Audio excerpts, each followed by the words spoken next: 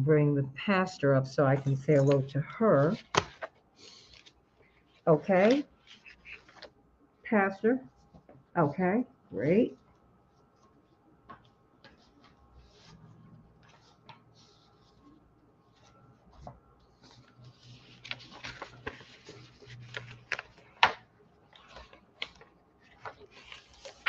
Okay, do we have her up? Okay, now I can hear you. Great. Can you hear me? Okay, great. How are you? Great, great. How are you? Can you hear me, Pastor? Yes. Can you hear me? Yes. Can you hear me? Can you hear me? Okay, hold on one moment. Let me see. Let me change this setting again. Okay, let's try it now. Yes, I can. When she was speaking, yes. Okay. Okay, she can hear you. Can you I just don't have her over Facebook. Okay, so just keep on. Take control. All right. Can you hear me, Pastor? Number Story leads at numberstory.org. Can you hear her now? Pastor, I need you to speak. have her ask her to keep talking. Okay, I need you to keep speaking so we can make sure that we can hear you.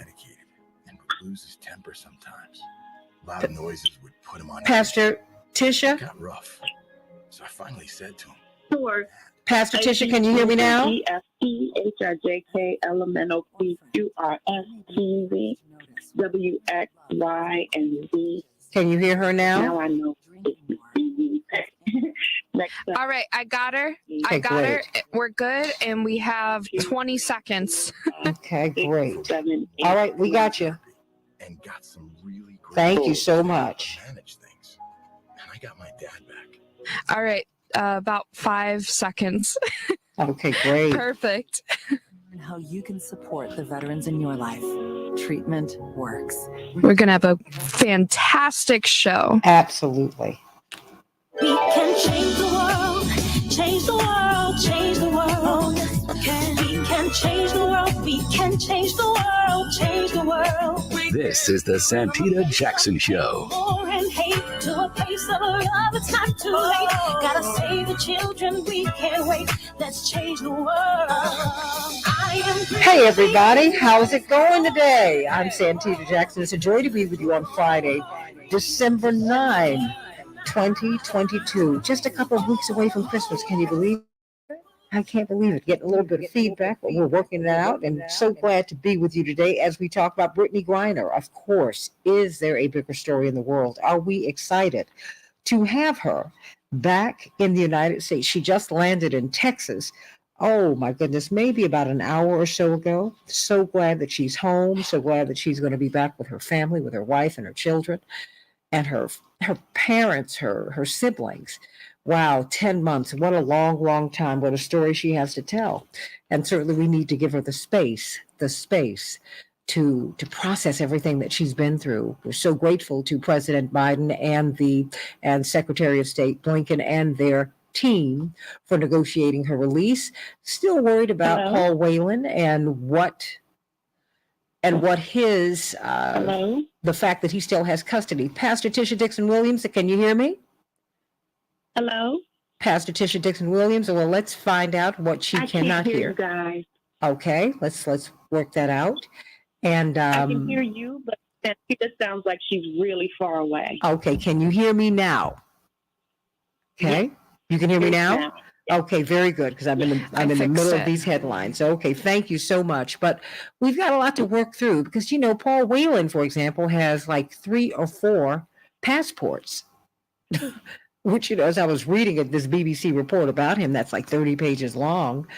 It's his release is going to be much more complicated, it appears, given his association with the military and his expertise in the IT field and all of these different citizenships that he holds. We are glad, however. And so I think that as we're watching some Republicans and some people not celebrate her release and say, how can you leave this patriot over there? Well, I think it's complicated, folks. as the movie was entitled, as it said, is just complicated. So I think that we've got to just kind of cool our jets and be glad that she's home, celebrate that.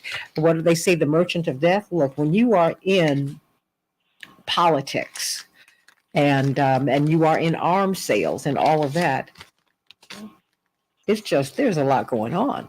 And getting these prisoners released is never something that is not complex. So let's get right to it. Let's get right to it, everybody. And then, of course, Kirsten Sinema has left the Democratic Party. What does that mean? It is no longer 51-49, it's 50-49. I mean, because Angus King and Bernie Sanders caucus with the Democrats, so you could reliably put them in the Democratic basket. But Kirsten Sinema has just said, I'm out. So I want you to call me at 773-763-9278, 773-763 WCPT. Let me know what you think about that. I mean, we were just celebrating our win and what that means, you know, the control that we will have over committees. How will this impact Chuck Schumer and his position as the majority leader? Will that change it? Will they now have to re-enter this power sharing agreement? I wonder what they gave Kirsten Sinema. Yeah, I put it right there because this is just unbelievable. Unbelievable. Hey, Dave and Andre and Daryl and Shirley from beautiful Philadelphia and Jewel from beautiful New York and Zenobia and Ann and so many of you who are joining us on the Santita Jackson Show YouTube channel. Please go over there, everybody. Go to the Santita Jackson Show YouTube channel and please become my friend on Facebook on Santita Jackson and Friends. I can't take anyone else on Santita Jackson. People keep going back over there. They have a 5,000 person limit.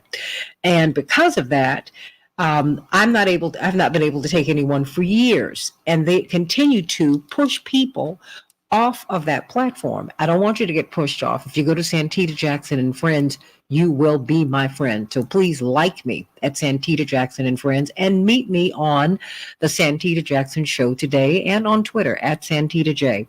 In Chicago, it's about 37 degrees right now. We're going to have a high of 40 degrees and it will be rainy. I'm getting my hair done. I'm not happy about that. Minneapolis, St. Paul, 34 degrees. It's cold enough up there. It's going to snow. Stay warm, Minneapolis, St. Paul. Matt and everybody in my AM 950 radio family, stay warm. Of course, you're listening to WCPT, the nation's largest progressive talk radio station. In the NFL, the Rams 17, the Raiders 16, a heartbreaker. In the NBA, the Timberwolves will be playing the Jazz, the Bulls will be off tonight, and of course, the Jets will be playing Chicago in the Wild and will be facing off against the Oilers in the NHL. And of course, we are all waiting to see what's going to happen with Morocco and England and France, the battle of the English Channel in the World Cup of Soccer in FIFA. Can't wait to look at that. And we'll talk about that on Monday. The most popular sport in the world, everybody. They expect more than between 4 and 7 billion people will be tuning into that. Can you imagine? Can you imagine? On her way home, WNBA star Brittany Griner freed in U.S.-Russia prisoner swap, everybody. The U.S. WNBA Association superstar Brittany Griner on Thursday was freed from a Russian penal colony and is headed home thanks to a prisoner exchange for the merchant of death, as they call him, Victor Bout. Moments ago, President Biden tweeted yesterday, I spoke to Brittany Griner. She is safe. She is on a plane. She's on her way home. And folks, she just landed in Texas about an hour ago. Thank God for that. I know her wife and family must be over the moon. Send them so much love today. We are so happy for them. Historic victory. The House has passed a bill to protect same-sex and interracial marriage. Wow. It's amazing that they needed those protections today. Civil rights proponents cheered on Thursday after all 219 House Democrats and 39 Republicans voted to pass legislation enshrining recognition of same-sex and interracial partnerships just over a week after the U.S. Senate did the same. The Respect for Marriage Act, which President Joe Biden is expected to sign into law as soon as this week, jettisons the definition of marriage as between a man and woman, and requires all states to recognize the validity of legally obtained marriage licenses regardless of gender or race. However, the ball stops short of codifying the right of same-sex and interracial couples to marry nationwide. Although the U.S. Supreme Court ruled that state laws barring interracial and same-sex marriages were unconstitutional in Loving versus Virginia, and in the Obergefell versus Hodges cases, the Respect for Marriage Act does not prevent states from prohibiting such partnerships in the event the High Court overturns those precedents. And those are just two of the big headlines on the Santita Jackson Show. We've got Pastor Tisha Dixon Williams, of course, her book, You've Got to Get It, Everybody.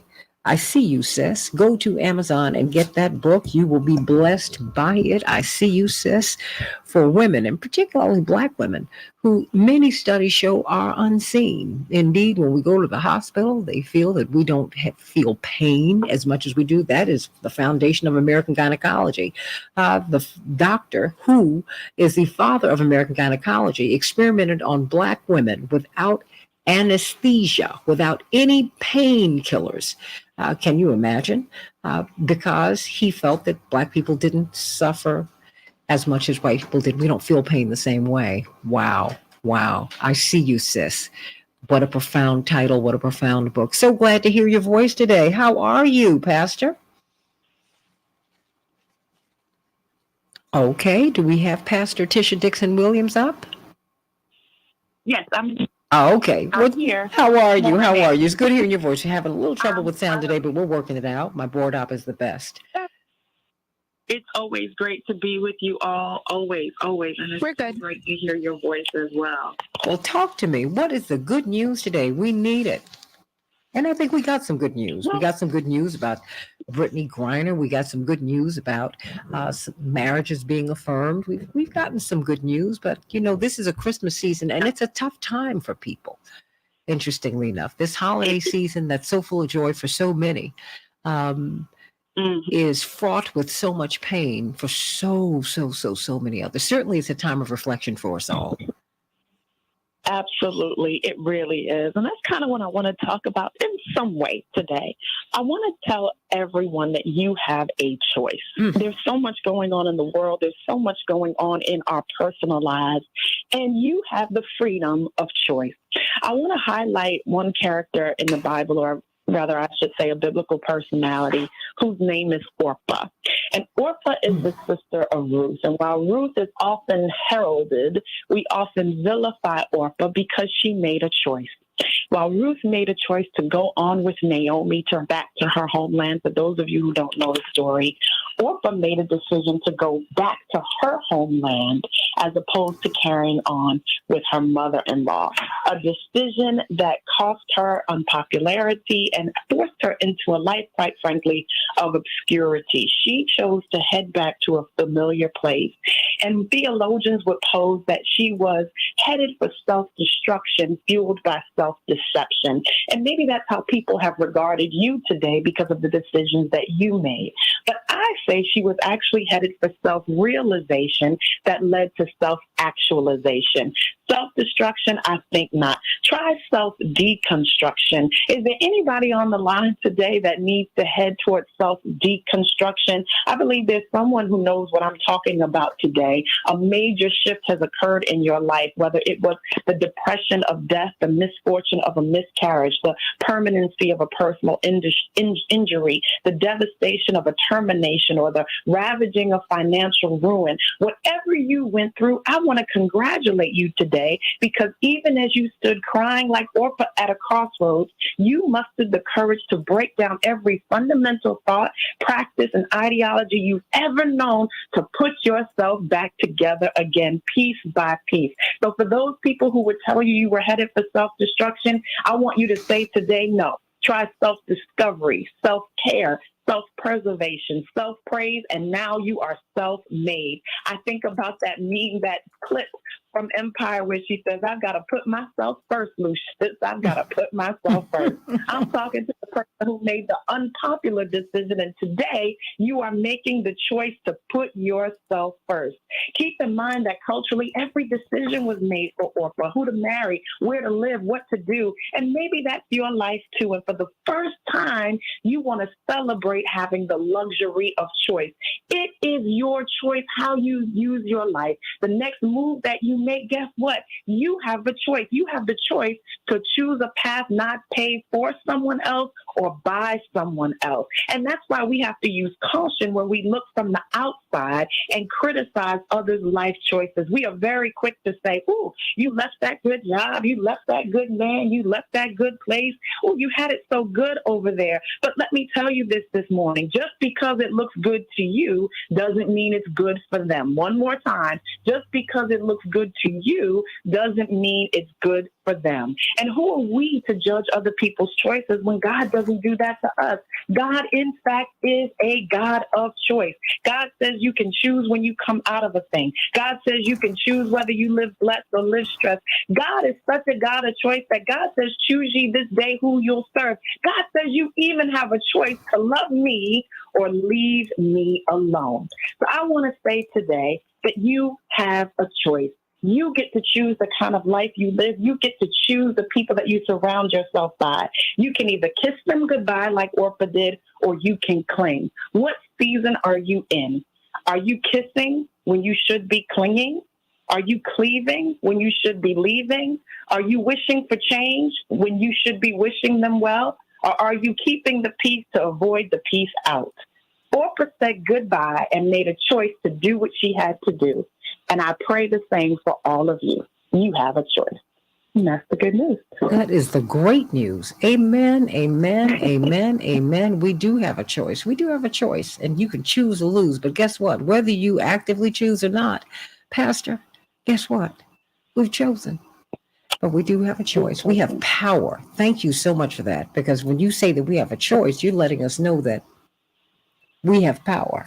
Get the book. That's I right. see you, sis. You see how she breaks down the Bible and makes it real for everybody. You don't have to be a believer to understand what this great woman of God brings to us every Friday. And we're so grateful for her. I can't wait for her to get back to Chicago. And I can't wait to get to New York to see you. How about that? Absolutely. It'll be Looking soon. forward to it. You have no idea. It'll be soon. I'm so glad. I'm so glad. Sending you much love. Sending you much love. We, of course, have, I was about to call you a reverend, but you sure do have an evangelical zeal about infection prevention. The brilliant Dr. Shanina Knighton, registered nurse, college lecturer, the executive director of the Association for Professionals in Infection Control and Epidemiology's IPC Research Practice and Innovation Center. You know, it's what is stunning to me as we're looking at the World Health Organization trained healthcare workers to help to deal with RSV and COVID and other infections in Ukraine, and they should do that. That's very, very important. I am stunned by how few hospital beds we have in the United States for Americans. I mean, it is stunning to me that we have just under 1 million, according to the latest Statista study, that we have under 1 million hospital beds, like 919,000 for all 330 million of us. And I want to know from you, just as someone who's really focusing on wellness, but you have to deal with infection prevention every day. You deal with our health every single day. That is really, that's your life. What do you think about that? I mean, should we be training more healthcare workers? Should we have more health? Should we have more hospital beds? Should we have a greater emphasis on infection prevention? You know, because instead of, maybe looking at our stress levels, everybody pops a pill, whether it's for your mental stability or, just to get that headache down. And I'm just wondering, do we have the right approach to health, just generally speaking, Dr. Knighton? Is Dr. Knighton there? Talking. Oh, okay. Yeah, I was talking on mute. Good morning. So it's interesting, and I think as somebody that has been in healthcare for over a decade, it is crazy to me because one thing I can say is that it's always been the case that we've had less than 1 million hospital beds, and we have, I was going to say it was like 1.7 million nursing home beds, and we already knew that. Let's say we had more baby boomers and that there would be more people in the United States that would be older than younger. However, one of the things that does perplex me is that it does not correlate with the population of 330 million people, right? Which is why, yes, to your point, our approach to health should be different, where it should be more focused on preventative than it is reactive, which is what happens a lot of the times. The reason that this is important is because when we think about, let's say, like even now with COVID, RSV, and flu, 1% of our population cannot get sick and we be able to survive. And when I say we be able to survive, I'm talking about our healthcare system. We barely have enough healthcare workers to be able to cover all of the care that's needed within the facility. If we're talking about a workforce of about, like, let's say 20, I'm going to give it 27 million people in healthcare. For 330 million people, that's not a lot of people to be able to provide care. Now, provided everyone's not going to be ill at the same time, everyone's not going to require care at the same time, but you would think that in times like this, preventative measures, having things for people to do at home would be ideal. I do think that the COVID home testing kit was a start. I'm not going to tell you that it was perfect, but it's one of the very few times that in the United States they actually put care into the hands of citizens, meaning, hey, if you feel sick, then get tested, and we're going to actually give you the testing kit, opposed to you having to come inside of a healthcare facility or to a clinic or to one of the understaffed areas to be able to get care. Now, I mentioned to you the baby boomers and our aging generation. We have known also, too, for decades that there was going to be a shortage in healthcare because when the baby boomers retired, that was going to give our healthcare system a heavy hit. COVID has expedited that. There are so many people retiring because of burnout. There are people that are retiring and going to another field because of how unethical things have been in healthcare. And not because systems are purposely trying to do it, but it's robbing Peter to pay Paul to make sure that they stay in business. You also have the conundrum of, let's say now, it's taken all these years for nurses to be paid more. So they don't even pay the nurses at the actual facility what they should pay, which means that now you're looking at a whole bunch of nurses that have given up their jobs for 10, 15 years to go and travel. Because the money is better. So there's multiple factors that go into this. And I know I've said it so many times before. I tell people, please be the CEO of your own health.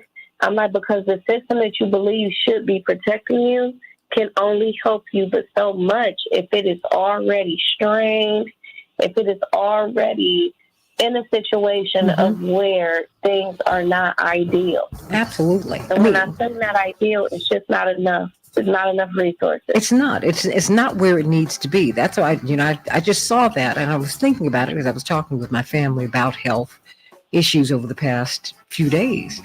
And I said, we don't even have 1 million hospital beds in the United States. I asked my father, and I said, Dad, how many hospital beds do you think we have in America? And he looked at me and said, okay, how many? I said, no. You tell me. And his mouth fell open when I told him. I said, not nearly enough. And instead of trying to kill affirmative action so that you don't get more doctors and nurses and workers in the field, you ought to be expanding it so you can get more people educated so we can get them in the field building hospitals. That's what other countries are doing. Let's talk about Brittany Griner and Kirsten Sinema. Back in a minute.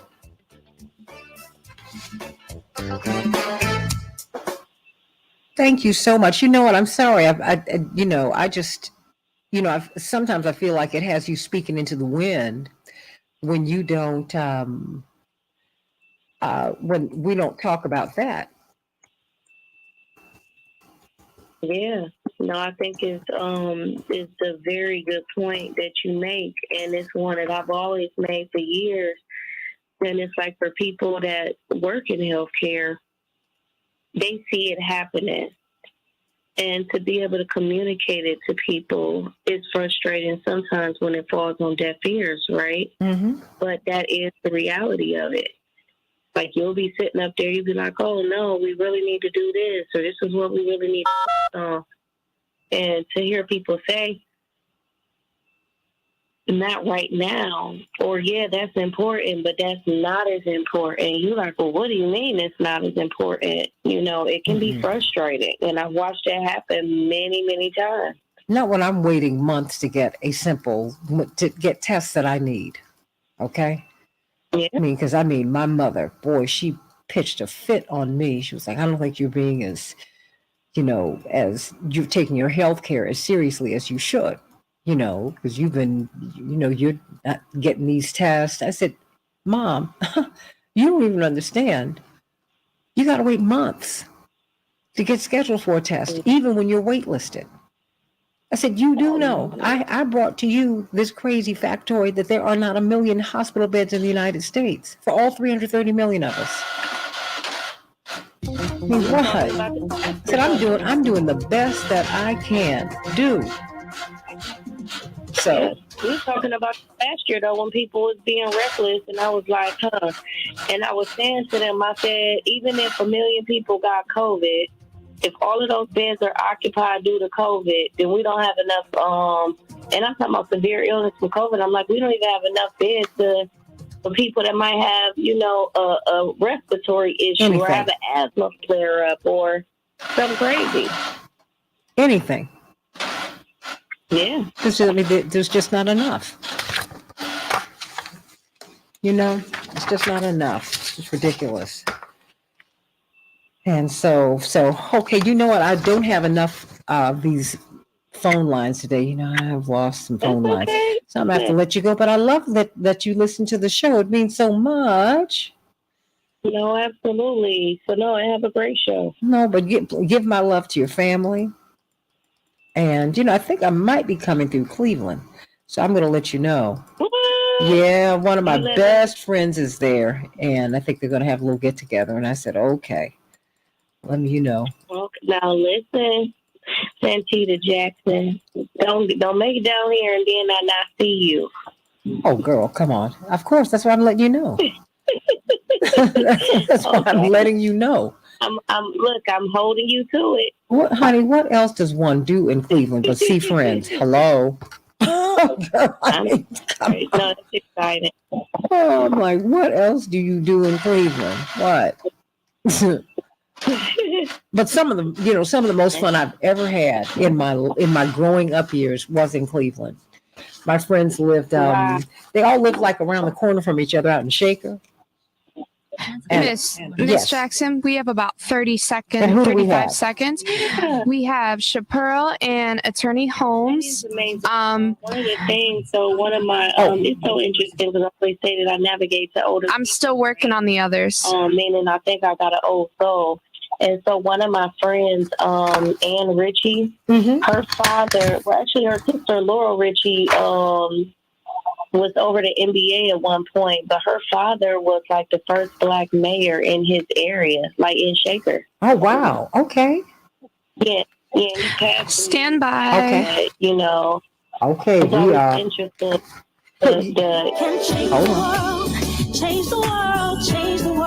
We can change the world, we can change the world, change the world. This is the Santita Jackson Show. War and hate to a place of love, it's not too late. Gotta save the children, we can't wait. Let's change the world. Hey, everybody. Welcome back to the Santita Jackson Show, 773-763-9278. I want you to call WCPT, the nation's largest progressive talk radio station. That is my home here. WCPT and AM 950 Radio, the voice of progressive Minnesota. It's a joy to be with you today, particularly today on Friday, December 9th. Brittany Griner, after 10 months, is free. She is now back on American soil, having landed in Texas a little more than an hour ago. We're so excited that she is home. But what does that mean? Who was swapped? The Merchant of Death. But, this is what happens. I told you these imprisonments are political, and they held on to Brittany.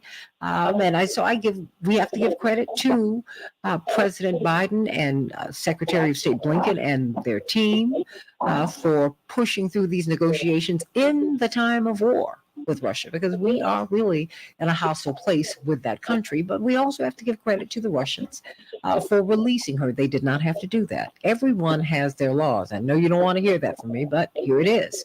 People have their laws, and when they are not observed, even unintentionally, there are consequences. But you do need justice and mercy, and we are glad that she is at home. We do know that she would not have willfully and willingly violated anyone's laws. And she left there with these vape cartridges with cannabis oil. She probably got them there. How about that? So, but that's speculation on my part. I cop to that. But I'm so glad that she is going to be back with her wife, her children, and her family of origin. We're just so grateful, so grateful. We've got sports attorney Shannon Holmes with us today to talk about it. But before we do, I've got to get my order in with you, Pearl Wells, because I know I want my greens filled with ham hocks. I know I want my string beans filled with ham hocks. I have to figure everything else out, because I love my capon that I got for, we tore it up. I told you, one of my dear girlfriends who made her transition, she wanted some of your food. And just before she went on to glory, I think she had 3 of your ham hocks, pulled them out of, just, I was like, what? She said, give me another one. Give me another one. Bless her heart. Bless her heart. But thank you so much for giving her that gift. What's on your mind today? Can we still place some orders so that we can get our Christmas victuals in with you? Santita, I literally have about 3 more orders, and I'm pushing it. Now, how do you know you have 3 more orders? I hope I'm in that number. Because, well, I always put you in there. Because only taking limited orders for delivery for Christmas Eve. Christmas Day, we are not delivering.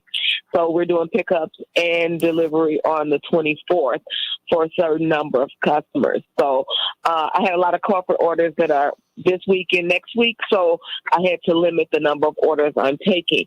But please give us a call at 708-526-4546. 708-526-4546.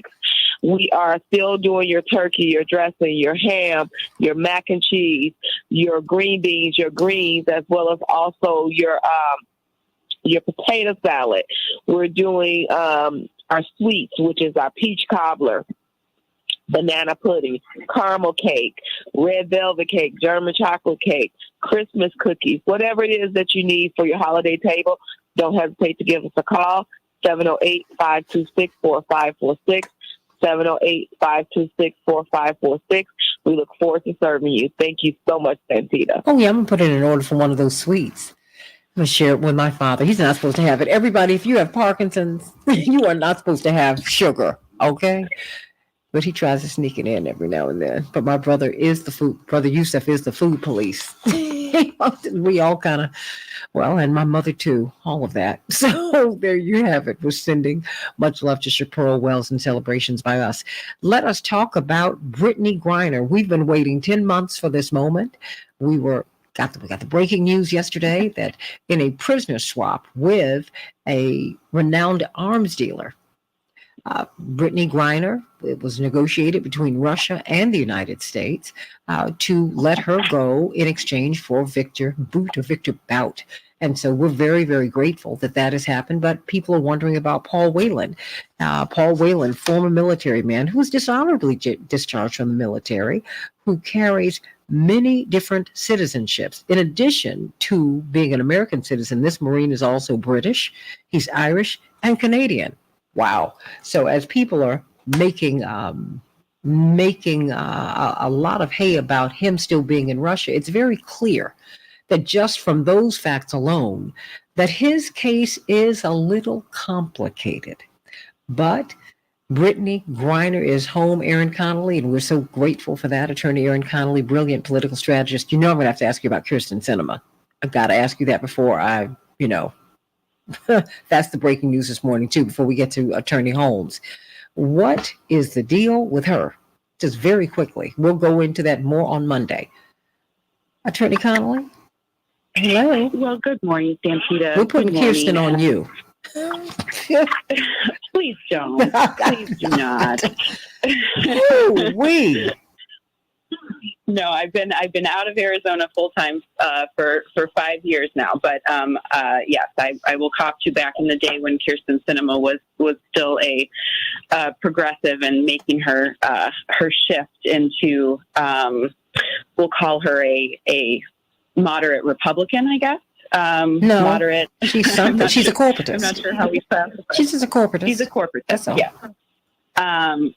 So yes, I will take a portion of that, but I will not own all of her. Well, clearly the Democrats can't either, because we were 51-49, but now that is not the case. But, we still have a 50-49 majority, so I guess I will just have to take that, unless she decides to caucus with the Republicans. So let's get to Brittany Griner.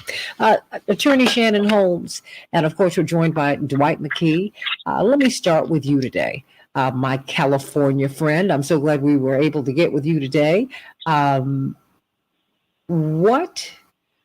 Were you surprised by the release? Because it seems that they have been in fervent negotiations for some time. The administration has been in negotiations with the Russians in a time of war, which I don't think we can say that enough, because that's really interesting. But that having been said, what do you think about that? I mean, because now you also have Republicans who are making hay of the fact that, look, we still have this former U.S. Marine who has 4 different citizenships still over there. So I'm like, his case is a lot more complicated than the corporate media are projecting. They're not even letting you know that. I read that in a BBC report. But what is our takeaway? Because I think that we can't let go of these issues that were unearthed by her imprisonment. She brought up equal pay, the pay gap between the WNBA and the NBA, the fact that Black women have to work 263 additional days to make what a white man makes in 365 days, the fact that the pay gap between the WNBA and the NBA is so vast, the missed opportunity for the NBA to blow up the WNBA as we blow up women's basketball during the Olympics. There's just so much here. Wherever you want to begin is fine with me, Attorney Holmes. Well, good morning, Santita and friends, and thanks for having me. This is certainly a wonderful day on the heels of Brittany Griner being returned to the U.S. to her family. But of course, our prayers are with the Wayland family, and we're certainly hoping that he will be released sooner than later. You're right, Santita. There's so many things here. And just last week, I was visiting with a friend, an attorney that's working for the WNBA. And she explained to me that the position that the NBA has is that the WNBA has to sustain itself economically. And as you and I have discussed before, I think it's important to say, I mean, the NBA made about $10 billion in profit last year. What I would love to see is what we saw in an attempt to get Brittany Griner home. We saw the athletes from all sports, but particularly the NBA and the WNBA women advocating for her return and release. I'd love to see the WNBA Players Union and the NBA Players Union come together and ask the NBA owners to subsidize the WNBA just a little bit. There are a lot of times where we have situations in this country where, for instance, housing, we would love for everyone to be able to afford housing on their own, but they can't. So, federal government, local government, we subsidize so that people can have a place to live, home, and then they can go and work and do the other things they need to do to contribute to the economy and society. I think if we're going to lift up women's basketball, we're going to need the NBA particularly to help subsidize this league so that these women can make a little bit more money and not have to be, not feel that they have to go overseas to earn a certain level of income to subsidize their lifestyles. And so I would just, and again, I haven't been an economics major. I love capitalism. I understand profit and loss, understand gains. But I think this is one of those unique situations where we just need the NBA owners to help subsidize the WNBA to give these ladies a better situation in terms of playing, earning, and marketing themselves here in the U.S. But don't you think that would be good business? I mean, because when we start talking about subsidies, people, the hair on the back of folks' necks begin to rise because they say, "Oh my goodness, it's a giveaway." No, it's not. There is great. If you look at Venus and Serena, they are the perfect case study for people being interested in women who play sports at the highest level. I mean, Venus and Serena was so tough. They moved. I remember the year because I was there. They moved I think it was the finals of the U.S. Open to prime time, and Aretha Franklin sang the national anthem. Never will forget it. Because Absolutely. It was like everybody wanted to see Venus and Serena. I mean, when Martina Navratilova and Chrissy Everett were at the height of their rivalry, you tuned in, you wanted to see them. They were just great. Billie Jean King, it was just great. And she's the one who really broke ground on all of this. They're just great. And during the Olympics, we want to see these women, and we are excited that they win. And and the viewership is extremely high. So, they could twin the games. Attorney Shannon Holmes, brilliant sports attorney. They could do that. They could make a business decision to grow the league.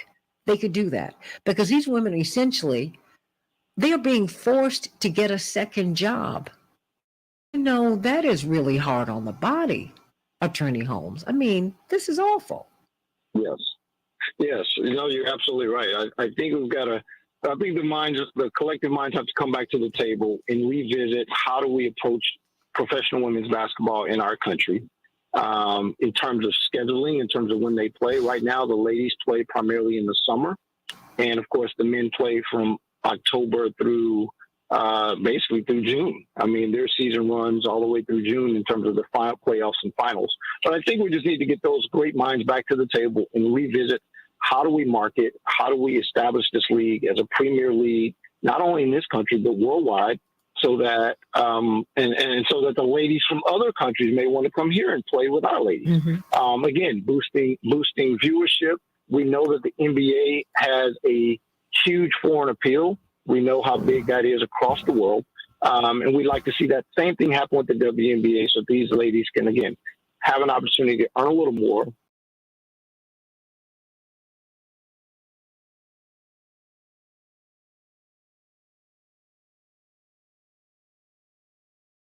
And yet they're just not able to earn based on that skill set. So I agree with you, Santita. I'd love to see those minds come back to the table and revisit how to promote and uplift women's basketball in this country that will have a worldwide appeal. Because let's not act like they didn't use Michael Jordan to get worldwide appeal. Let's not act like they didn't use Bird and Larry to make the league what it became, so they could use a Michael Jordan in the next decade. Come on. That's what they did. They know what to do. Absolutely. If they want to grow something, they know. Attorney Holmes, they sure know how to do it. They're just not doing it. They're opting not to do it. Attorney Aaron Connolly, before we get to you, Dwight McKee. First of all, your reaction to her release. And, and then you have the politics of it. You have, people who are saying, Paul Whelan and his family, for their portion, they have been so gracious. They have been so gracious by embracing her release, and we just thank God for them, and we thank God for, we pray for the health and safety and the safe return of Paul Whelan. But, as you read about his case, you see that it is a little complicated. I didn't know that he had held 4 passports. And so I just, there's a lot going on here, but we certainly do want him home, but it's complicated. That having been said, your reaction to her finally getting home after 10 months, it's almost been a year.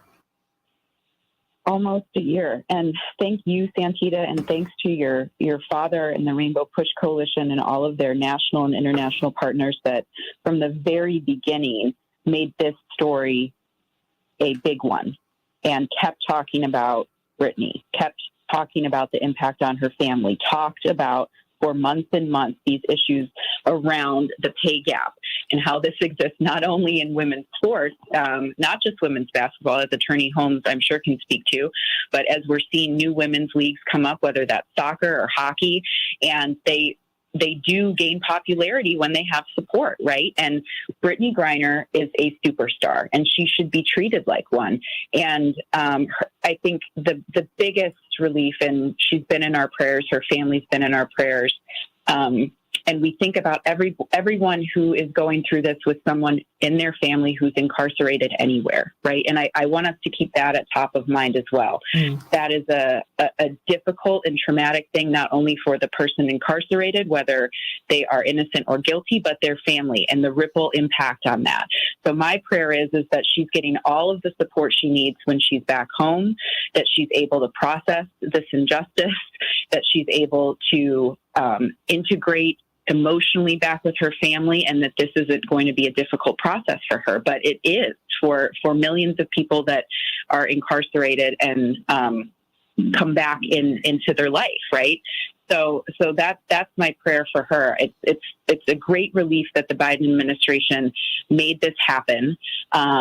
Politically, I think any sort of response otherwise is kind of ridiculous, right? Acting as if you know the ins and outs of international policy and politics, and what this prisoner has given the United States and his long incarceration already, and what the value of that asset is. I think is pretty presumptuous of a normal American without a national security clearance, right? So I'm hesitant to weigh in too much, because I don't have that either. I think the response from the Whelan family is how we should be. We should respond, right? The graciousness, the relief that someone else is free. That is how we should be responding Absolutely. to this, and with the hope that with these negotiations, and your father's been in many of these high-profile prisoner exchange negotiations over the last 50 years, right? We see that when there is this dialogue, even under the international situation with Ukraine, it's more likely when there's a conversation that other prisoners can be released and things can be worked out, right? The conversation started. Our prayer is that working with those other allied partners that have a vested interest in him being released, that something can come out of this that's great for that family too. But I think saying we have to do everything all at once is presumptuous and doesn't really understand the nuances and complexities of these prisoner exchanges and the international law and the nuanced international politics behind it. Not to mention the fact that, many of us, I think, in our hubris, in this excessive pride and arrogance, don't realize. And one of the things I've learned from Reverend Jackson is that when you negotiate these releases, you go in with humility, because he's had to walk into war-torn areas that were primarily, I think what surprises people is that he goes to places that are hostile, in which we are engaged in hostilities, and he's able to bring our people back home. Dwight McKee, what do you make of this, particularly at this moment in this time of war? Do you think this might even, first of all, your reaction to the freeing of Brittany Griner, and do you think this might even be a small opening to peace negotiations with the Ukraine? No, I don't. Okay. Think that they use Brittany for leverage to get their guy out of jail. And it was always well planned, very well executed by Russia to use her as leverage to get who they really wanted out, which is who they call the doctor of death. And I think it's a very unique situation. And you can't necessarily read into it a change in position of Russia. It's unfortunate that women have to play overseas, but I think what you experience with women's basketball is culture shock. That is, it's a league that is mostly black women, many of whom are gay, having to appeal to conservative white women and Christian black women. And it's hard to carry a league without those audiences. It's the NBA had a chance to graduate into a black league. It started out for the first 50 years a white league and was really integrated by the ABA and the rise of black players in the ABA. And so there were some cultural adjustments that could be made in the National Basketball League. I think women are going to have a strategy to help make that kind of adjustment, broaden their appeal, and particularly among women, because that's who really, who has the dollars, that's who buys the advertising. That's where I think the real market can.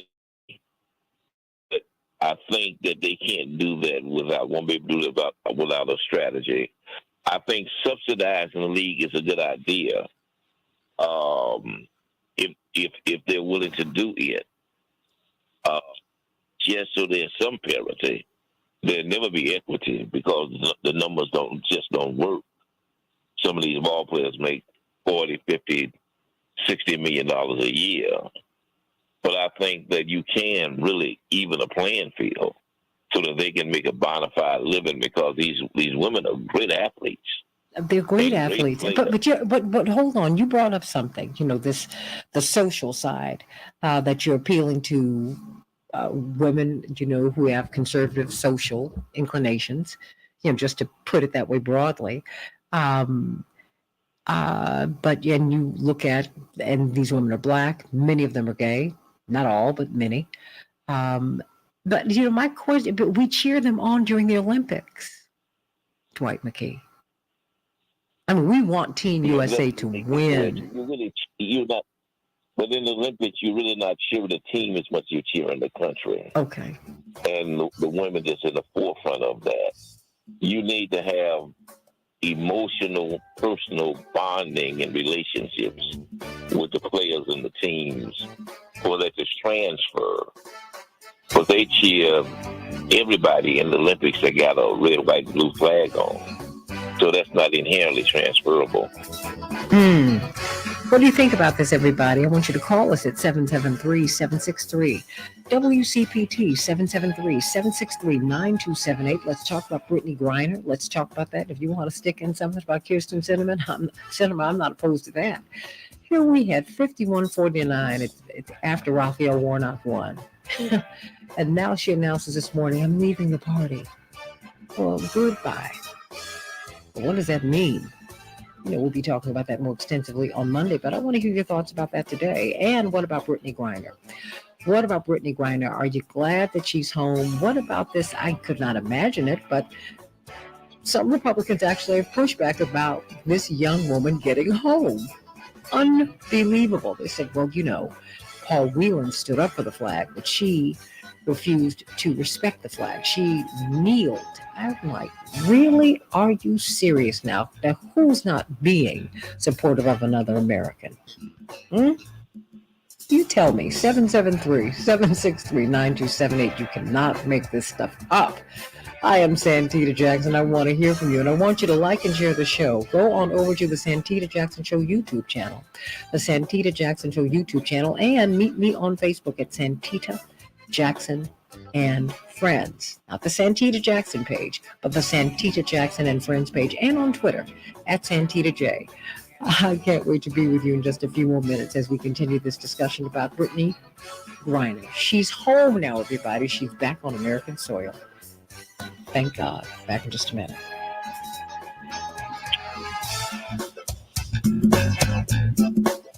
Dwight, thank you for making that point. And, and Attorney Holmes, thank you for making the point about subsidies. It's just, but this is where you see the sexism. But I think that the social side is important too, Attorney Holmes. I hadn't thought about. No question. I hadn't thought about the league being black and many of the players being gay. I really had not factored that in. I hadn't. Oh no, that's always at the forefront. I've gone, my daughter, I have a 10-year-old daughter, and I've gone to a couple games, and even many, many years ago when the league came along, when I was living down in Houston, the Houston Comets was a dominating team. They won about 4 of those championships. I mean, the people in the audience were mostly lesbian women. I mean, that was their outing. It's a very well known socially that's one of their outings. And so I think, I'm sorry, I forget Mr. I think it's the other guy's name. Mr. McKee? Dwight McKee? Mr. McKee, yeah, sorry. Mr. McKee made a great point. That is such a critical point of trying to convey this sport to a conservative audience is tough. But I think I've looked at this a number of different ways. The only path I see to somewhere getting these ladies to where they're making at least 100, 150,000 at the, as a minimum for even the lower level player is to sometimes the NBA is going to have to partner with these ladies. And I mean, 1 billion out of 10 billion. I mean, it brings them down to 9 billion. They split. I mean, come on. Again, I'm not counting everybody else's dollars, but I think it's going to take some effort from the NBA to get this done. But think of the signal that they're sending to your daughter, for example. This is where my admiration for Kobe Bryant just grew and grew and grew and grew, because he was such a supporter of his daughter, right? And of these girls who were coming up in the sport. I mean, and he was unsparing as a coach. That's like, no, you have the eye of the tiger, and this is not endemic to men. This is you, Gigi. This is all of you. I mean, what do you think that there will be some changes now that we've had these discussions? I know we have to continue to have these discussions and amplify them, because do you think, has the door been closed to women going over to Russia to play basketball, or no? Attorney Holmes? Is anyone still there? Oh, I'm here. Oh, okay. I mean, do you think this will serve as a cautionary tale for people going over to play in Russia in particular, or to play overseas? Will this stop women from going over to play over there? Attorney Holmes, anyone? What do you think? If I was an agent, or I was someone advising folks, I think it's unfortunately, as you said, it's an economic choice, right? If you're trying to pay your mortgage and feed your family, and this is your option, you do it. And we see, hockey players doing the same thing. There's a huge financial incentive to play extra games in Russia or another country. I would advise, a different nation that isn't maybe going to be as aggressive with Americans given the situation. But ultimately, that is an economic family decision for these folks. And the reality is they may not be able to turn something like that down. And that is the conversation that you've been having that is so important, that they should not have to do that.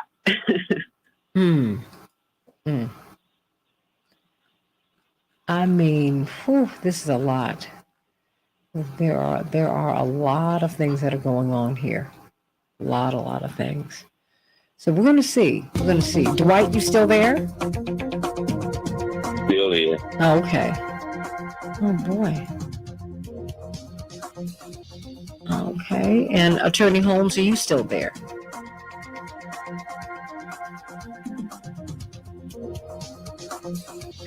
Okay. Is Attorney Holmes still there? Yeah, sorry about that. Oh, no. Accident. No worries. I just want to make sure I still have you all. I'm going to have the former national president of NOW, civil rights lawyer, Attorney Terry O'Neill with us. But, Oh, awesome.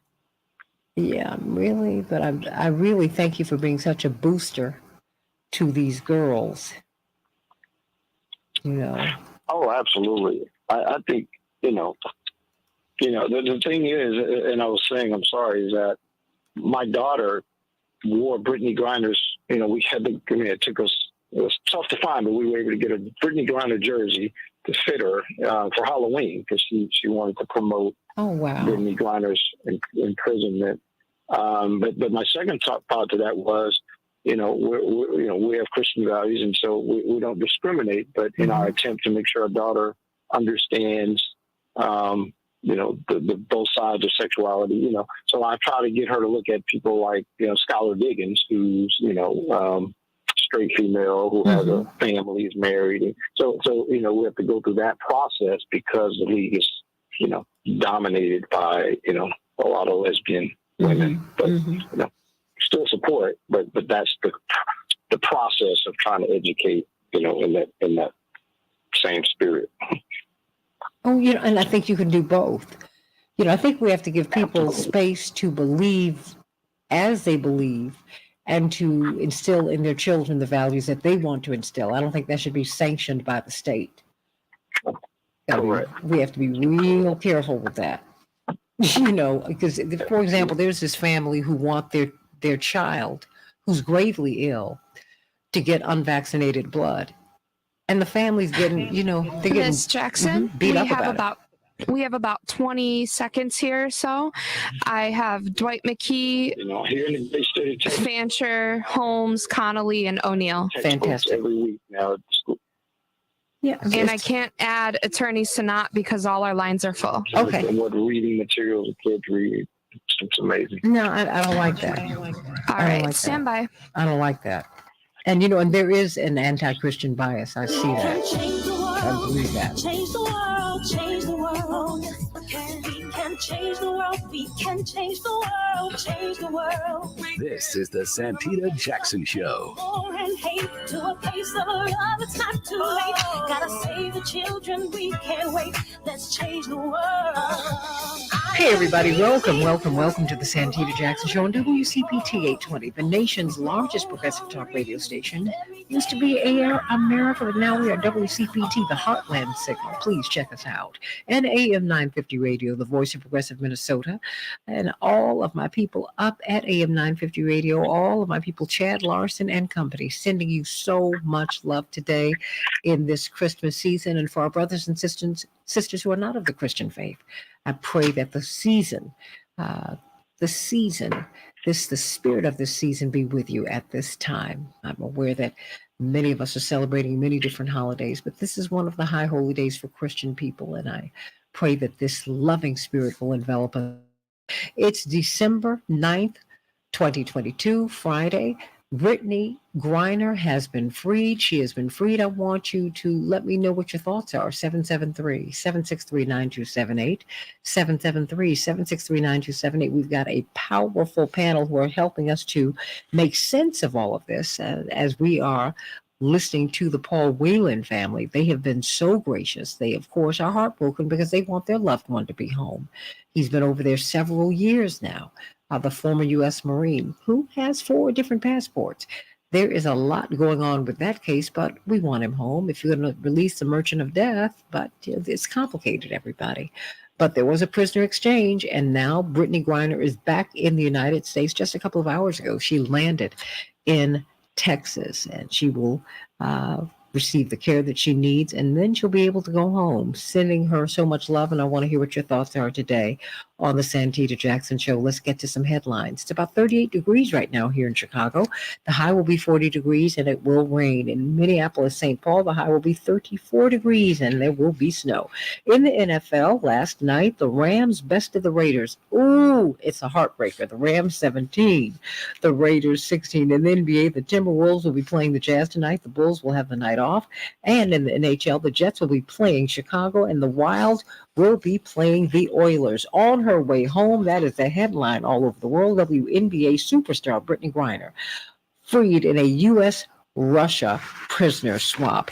And surprise, surprise, Kyrsten Sinema announced just this morning, about 2.5 hours ago, that she is now leaving the Democratic Party. She will be an independent. Will she caucus with the Republicans? Will she caucus with the Democrats? Will she caucus with both parties some of the time? We don't know. We'll be talking about that more next week on the Santita Jackson Show. Just What does that mean? What does that mean? I want you to let me know. 773-763-9278.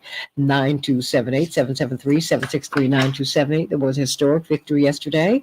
President Joe Biden is expected to promptly sign the Respect for Marriage Act, which will guarantee, which will protect on a federal level, the rights of same-sex and interracial couples to marry.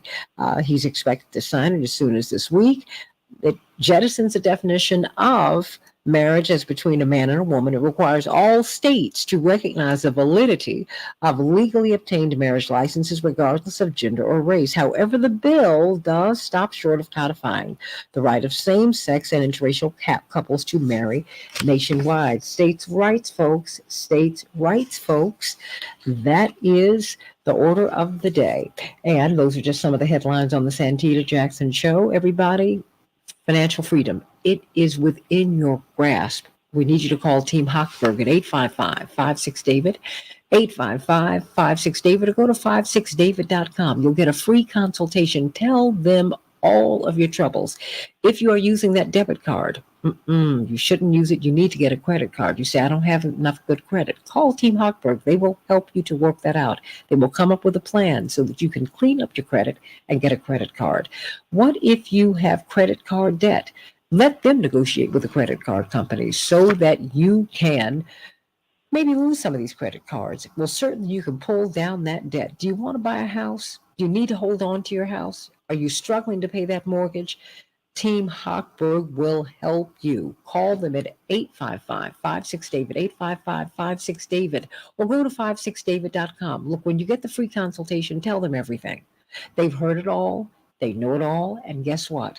They will help you through it all. You can get the FHA loan, the VA loans, all of these financial products that you might not even know about. They know them, and you need to get their assistance. Tom and Sonia did. They had 17 credit cards, $100,000 of credit card debt. But it could happen to anyone. And they were struggling to pay their mortgage, which had a 6% mortgage rate. Well, what did they do? They called Team Hochberg. They said, it can't hurt. Well, it actually did help. They were able to lower their credit card payments by $2,800 a month. And they were able to get a VA loan to hold on to their homes, but they needed an advocate, and Team Hochberg will be that for you. So call them at 855-56-DAVID or go to 56david.com and get your assistance today. Everybody, what about Brittany Griner? We have got a tremendous panel who are going to help us to break all of this down. I want to get some comments from everybody. We've got, of course, the former national president of the National Organization of Women, civil rights attorney, Terry O'Neill, attorney Mark Fancher, and we have got attorney Aaron Connolly. We've got Dwight McKee. We've got a sports attorney, Shannon Holmes, who has been such an advocate for these women who are playing in the WNBA. And we, of course, I'm very, very excited to have all of you with us today. Let me start with you, attorney Terry O'Neill. One of the issues that has been uncovered by all of this, by her arrest, by her imprisonment, is the fact that women have to go overseas. These top athletes,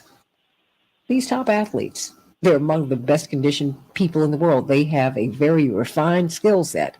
But these women, unlike their male counterparts in the WNBA, have to go overseas so that they can make, triple, sometimes 10 times what they make in the United States.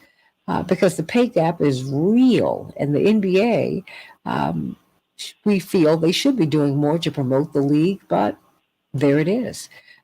What do you make of her release, and what do you make about the issues that have been unearthed, and what can we do to move the ball forward? Well, Santita, I'm just thrilled by her release. Brittany Griner is she's inspiring to so many people, women, but also especially girls. She's one of the best basketball players of all time. And yeah, the reason that she was in Russia is because of the really jaw-dropping pay disparities between male basketball players and female basketball players. Right now, the average NBA salary is about $7.5 million. And that's the NBA, but the average WNBA salary is about $116,000. Okay, and so people say, well, the WNBA doesn't make as much money. That's true, but under their collective bargaining agreement, the WNBA players get 20% of what the league brings in, whereas NBA players get 50% of the shared revenue within their league. So that's 50% for the men versus 20% for the women that I think is really the telling number. And as a result, yeah, Brittany Griner and a lot of women basketball players do go overseas. And, first of all, we know now they shouldn't go to Russia. They put themselves up for kidnapping, essentially, which is what I think happened to Brittany Griner, and being held as a political hostage. But the other thing that they do is put their bodies on the line. It is not good to be playing year round. They really need that off season to rest their bodies. Basketball is a tough sport. Absolutely. Attorney Mark Fancher, your read on this. Well, I think that we have to back up, as I always suggest that we do, and keep things in perspective. How did I know you were going to do that? Let's turn this car around. Yeah. And certainly I share in the joy that everyone has about her release, but I also recognize that she's property. And I think it's consistent with what we've been talking about. She is an asset of a major corporation. And for that reason, she is the subject of a major swap arranged by the U.S. government. And we have to remember that if she were Lakeisha from the south side of Chicago who got caught up over in Russia because of some weed or something, I don't think you would see this type of thing happen. It really goes to the fact that she is an asset, that she's property. As an individual, she possesses no power, no status that would warrant this type of attention by the commander-in-chief of the United States government, but because she is an asset of a corporation, that's what happens. And I think that it really suggests that those of us of African descent really need to think hard about our status in the world. In this whole Ukraine-Russia conflict, look at the treatment of African people in Ukraine. The abuse has been extraordinary. The discrimination has been blatant. And as a matter of fact, there was very little attention given to Brittany Griner at first when she got caught up. The government did not make her a priority. And so I think it requires us to really think about to what extent we really are, as African people, first-class citizens. Are we? Or do we have a lesser status that demands that we develop our own independent source of power? And for me, it revives an inspiration to pursue a Pan-African objective, and specifically to develop an independent source of power by initially purging from the African continent foreign business interests, foreign corporations, and others who are dominating and exploiting it, purging the continent of the U.S. military, which dominates it and exploits it, and establishing the United States of Africa, consolidating those more than 50 countries into one powerful superpower that commands the respect and the loyalty of African people throughout the world. Africa's resources, natural and otherwise, are unsurpassed. And when we're talking about the plight of individuals, very often what happens to them, their fate depends upon who they're connected with. In the Brittany Griner's case, she was connected to the WNBA, and so that was sufficient to rescue her. But not everybody has that, and we want that for everybody.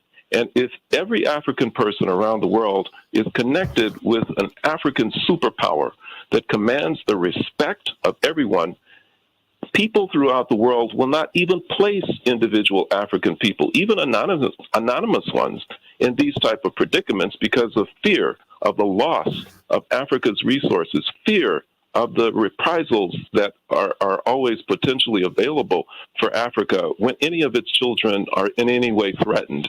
And I really think that has to be an agenda for African people everywhere, to use this as inspiration to once again look at the need for independent power, independent opportunities to ensure our safety and security, no matter what situations we find ourselves in. Shannon Holmes, your thoughts? I mean, as now we're seeing President Obama as one of the leaders in the opening of the NBA of Africa. Oh, no question. I think the Jim's comments are spot on with regard to our. You need to question where do we stand worldwide as Africans and blacks and our status. But it's again it's a capitalist system, and we can't demand that these NBA owners do anything, but we can urge and encourage in the hope that they will continue to consider subsidizing the WNBA, so that and I'll also make this comment to that last point, is that as much as Brittany, the WNBA helped Brittany in this case. I mean, I think if she wasn't a part of the WNBA, we wouldn't be having this conversation.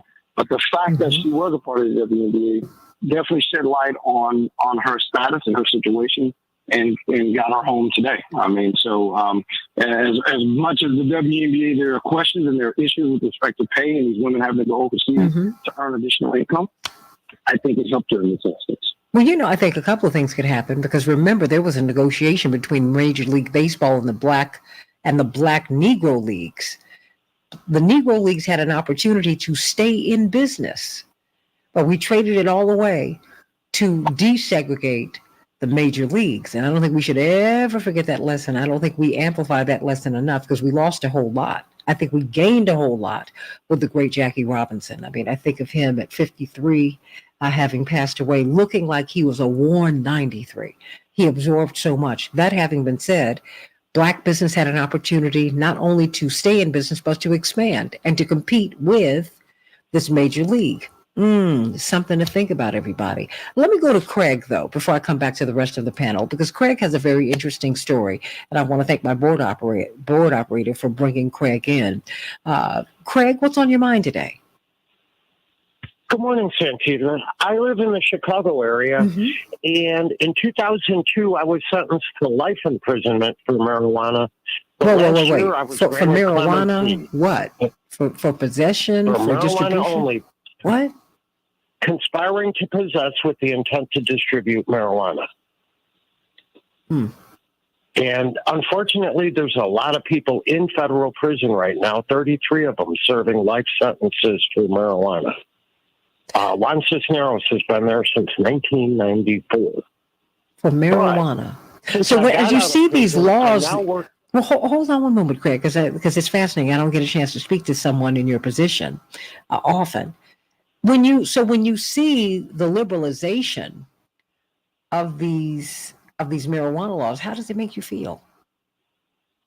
Unfortunately, angry at a lot of it, because it has become actually a trap. Illinois is actually locking up more people for marijuana since the recreational marijuana laws took effect in Illinois. Really? People don't realize that marijuana is just not legal.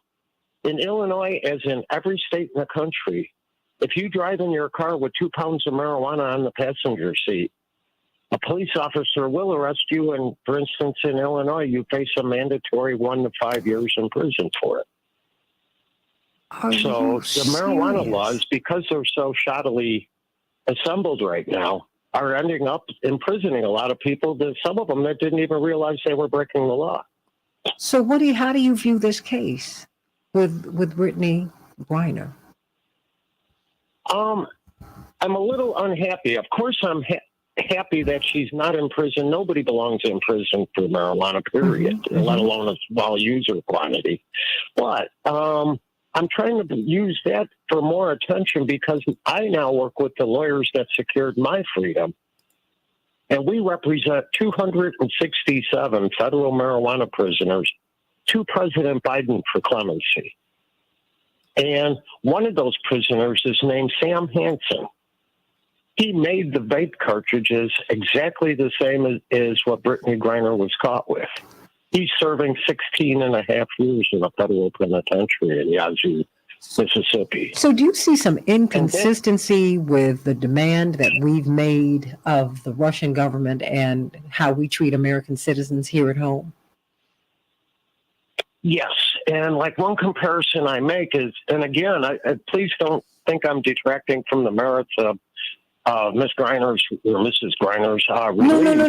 Wait. Let me share this with you as you continue. No, but hold on. Let me share this with you as you continue. I appreciate the fact that you called, and I appreciate the fact that you called. Maybe with thinking that, well, maybe what I'm going to say is controversial. It takes a lot of courage, but I'm glad that you felt that you would be welcomed here and respected. But that having been said, I think that what you're doing is pulling out inconsistencies. You know, because we prevailed upon Russia based upon human rights, and they're violating her, blah blah blah. And you're like, wait, this is happening in the United States right now, right now, Craig. Absolutely. And the U.S. government left behind Mark Fogel, who was arrested with actually less marijuana than Mrs. Grimes at the exact same airport.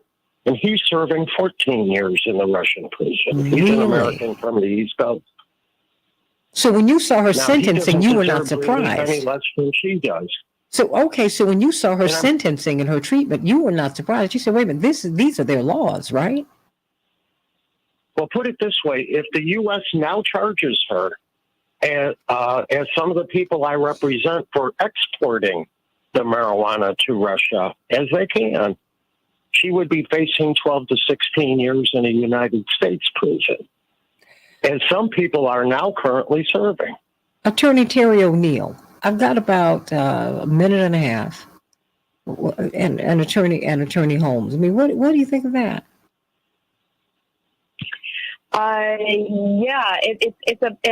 It's a real problem. There's a huge mismatch right now between federal laws regarding cannabis, the state laws, and even the enforcement and all the rest of it. What we do know right now is that actually, I think a very strong majority of people across the country think that cannabis should be legal. That the criminalization of marijuana and THC as part of is one of the biggest debacles in the failing so-called war on drugs. It hits communities of color worse than it hits white communities, even though white people are as likely to smoke cannabis as people of color. It's pretty ridiculous, right? I live in Oregon, where marijuana is legal, but if I were to take my empty vape pen on an airplane, that's federal. The skies are governed by federal law, and somehow I can't do that, right? It's just goofy, It really doesn't make any sense, and it's such a trap for the unwary. All regarding a substance that should never have been made illegal in the first place. Sure, regulate it the way we regulate alcohol, but to make it a felony that they can go to prison for has always, to my mind, just been completely ridiculous. I mean, Attorney Holmes, I've got less than a minute. What do you make of Craig's story? And Craig, I don't want you to leave yet. I'd like for you to speak with us during the break, and I want to get some information from you, because I'd love for you to be on the show sometime to talk about this, because I think this is a big issue. Attorney Holmes, now you've got just under a minute. Oh, well, thank you, Santita. I have the privilege of serving as an assistant prosecutor in Dallas County, Texas, where our DA at the time made a major effort to have a number of people released from prison that were rolling in prison or in prison for small crimes like marijuana. And so now the current DA in Dallas County, Texas, also has a policy where he just will not accept cases for small marijuana possession. And so, again, I agree with the other panelists that, it's just a ridiculous thing to have so many people imprisoned with on marijuana charges specifically, even for larger amounts, especially when now we've made it legal in so many different forms. And so I think it would be quite an outrage if Brittany Griner was charged with any other crime related to marijuana after all this has been put. This is absolutely insane. This stuff is so uneven. Back with more of the Santita Jackson Show in just a few minutes. Craig, stay right there. I want to get your information. 773-763-9278. Let's talk about this. Boy, this has gotten a little complicated. Back in just a minute on the Santita Jackson Show. Craig, would you mind giving your information to my board operator? My board operator is absolutely trustworthy and very, very thorough. Would you mind sharing that information and coming back? Of course, they're welcome to all my information, and thank you for letting me have that platform. Thank you. No. I just don't want you to say it right here. No, I just don't want you to say it right now because we're on Facebook Live. But if you want to say anything else, please do before we come back up on the other side of this break. I mean, Dwight, what do you think of what you're hearing from Craig? Well, I think he makes a significant point, is that it's amazing how we turn Brittany into a model for other folk in the United States and the criminals for doing the same thing. And it's just inconsistent. And to be consistent, you would think that if it's such a crime what the Russians did to Brittany, then Biden can exonerate thousands of people without having negotiated hostages to do it. He could just help pass laws to exonerate those people who need not be in jail in the first place. If it, in fact, what they did to Brittany was such a crime, it is significantly inconsistent. And Mark Fancher. Yeah, I mean, I don't even know where to begin with all of this. I mean, I think ultimately, I just keep coming back to the same point that I make, that, we who are very vulnerable because of our powerlessness need power. We just really do. And these things are going to continue to happen, but at some point we need to just stop and begin the process of establishing the type of power that we need, because otherwise it will continue, indefinitely into the future. We'll continue to find ourselves in these difficulties, stuck within government systems and diplomatic situations that are fundamentally unjust, laws that are fundamentally unjust and that don't help us or hurt. We really just need a way forward for ourselves as vulnerable people. I think we have to look at the Negro Leagues as a great example. Because that was the initial negotiation. Keep the Negro Leagues. I'm like, boy, it made a lot of money. Boy, this was a huge black business, and we let it go. Woo. I mean, just imagine if there had been a similar decision made about HBCUs. Oh my gosh. We can go to predominantly white institutions now, so we don't need those anymore. I mean, where would we be now? Where would our kids be when they're flocking to HBCUs now? Wait a minute. We really need them. But Mark, flocking again, because you know the story about me in Harvard and the hard time they gave me in my interview, having recruited me, because they didn't like my father and his politics, just to oversimplify. And even though I was insulted in the interview and mistreated, and I had to be re-interviewed, but they polished up the mistreatment, but it was the same thing. They wanted me to really disavow my father to go there. And then they said they had to fight to get me through committee. It was accepted anyway, but it's like, whoa, what is all this? And y'all called me? Miss Jackson, we have about 25 seconds here. I will get the information from Craig. Do you want him to stay on for this segment? No. But just get the information from him. Absolutely. Thank you, hon. But some of the most prominent people my parents knew said that even with all of that, and this is back in 1981, well, they were like, well, is she going to go to Harvard or Yale? Stand by. We heard she was accepted to both places. And my father said, you do hear what I told you happened to her. They said, And I'm part of a generation that went This back is to the black Santita schools. Jackson Show. You know, if we got the opportunity, we moved away. Stand by. Oh boy, we've been talking to Craig. Got an earful from him about these marijuana laws in the United States that are state by state that are still on the books that are keeping people in prison right now for decades. Even as we celebrate Brittany Griner's release today, I think we've got to look at that too. That's part of it. The pay gap is part of it. That's part of the story. Attorney Shannon Holmes and Dwight McKee and Attorney Terry O'Neill and Attorney Aaron Connolly and Attorney Mark Fancher. All of these are all pieces here that we need to be looking at. Attorney Holmes.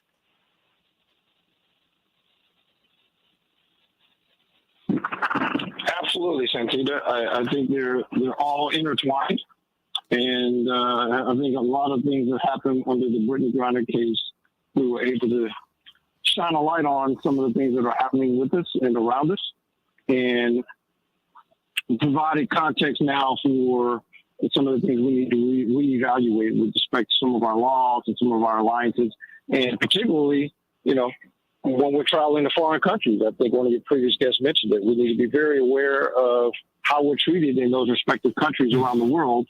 And, whether we're playing sport or not, just traveling, we need to be very aware of that treatment and the policies that go along with that. Well, and Dwight, I think we need to be, we need to understand what the folkways and mores are of a country before we go. I think Americans take a lot for granted.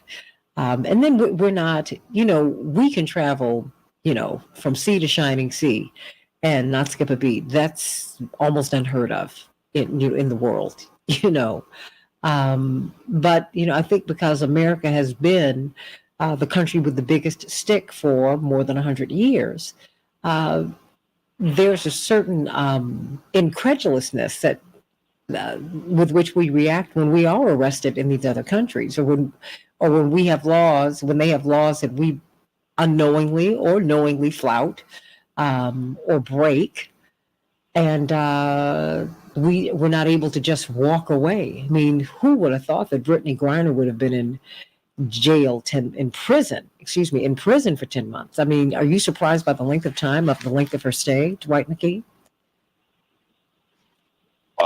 Not at all. Why not? Because Russia was leveraging. Mm-hmm. One of the things that Trump said that was absolutely true is Putin is fairly bright in some areas. I mean, he thinks like a spy. Mm-hmm. And so they saw her as a major caveat. And they knew that the more time that they would give her, the more sympathetic she would become, the issue would become, and the more leverage they would have to be able to negotiate, because ultimately they saw her as something they could leverage in order to get who they really wanted, was the merchant of death out of jail, and it worked. Now, I was a little surprised that Biden didn't insist on some other guys involved in the negotiation, other guys involved in the trade, because the merchant of death was such a caveat for the Russians. And I think he could have done a better job of negotiating. I think he could have gotten at least 5 guys out. Had it been your father, he'd have gotten half the jail out, because he just got that skill set and understands leverage. But I think that the time was not excessive, because the goal really was not to keep her locked up. The goal was to create enough tension and enough sympathy and enough pressure that then America would demand her release, and then they could negotiate to get their guy out of jail. What do you think about that, Aaron Connolly? Well, I mean, this brings up so many more issues. Yeah, as Craig we're kind of talking took us about. around the moon on that call because it's Yeah, like, yeah. you know, I can hear your mind going but like, wait a minute. But it's true, right? Yeah. Someone who's advocated on equity and cannabis policy in Illinois and looking at these other states and how we are maybe not living up to our own values in the basic sense that the American people should have a reasonable expectation that if they make a mistake getting on an airplane, like the brilliant Terry O'Neill said, that they're not going to go to federal prison, right? So there's some big gaps in our own policies related to cannabis that we need to look at. And you brought up that we had Equal Pay Day yesterday for Latina women, meaning that Latinas need to work a year, an extra almost a year longer. For Black women, it's September 21st. And that's inexcusable, whether you're in the WNBA or you're working in an accounting office, or if you're out of college and going up against one of your peers and getting paid $15,000 to $20,000 less, right? When you start your job and you're making that much less, it's hard to catch up. And that's a big part of this too. So there's so many pieces to this story and so many important policy things to discuss. But coming back to Brittany Griner and the fact that she'll be home with her family for the holidays and that the Whelan family is supporting that decision and saying it's the right thing to do. I think we all need to come back to giving our government and giving these families the grace that we would want in this situation and leave some of this judgment behind, right? These are humans. These are people. They are grieving. And everyone who is suffering with someone in prison, in their family, someone who's incarcerated, that they're away from their family, let's think about those people too. As Mr. Fancher said, we have to think about all of these folks, whether they're abroad imprisoned and that's an extra dangerous situation. But there are real people that don't have the power of the WNBA or a nation behind them advocating on their behalf in this country and out of this country. And we need to be more mindful and thoughtful about how our prison system works, how we incarcerate individuals. I think the caller brought up some great points, and we see some progress. Let's look at the state of California, where Gavin Newsom is, not renewing some of these contracts on these prisons and closing some of these prisons down. Mm-hmm. That's the next level of conversation we need to have if we're going to claim to be leaders on this issue. Attorney Terry O'Neill, former national president of NOW, to me, this is all part of the same conversation, right? As we celebrate her homecoming today, and we do celebrate her homecoming, there are other issues that all of these cases, Attorney O'Neill continued to unearth. The pay gap. Then you get Craig call out of the blue, who's like, wait, I'm trying to advocate for people who, for mere possession of marijuana, are sitting in prison, have been sitting in prison since the 90s.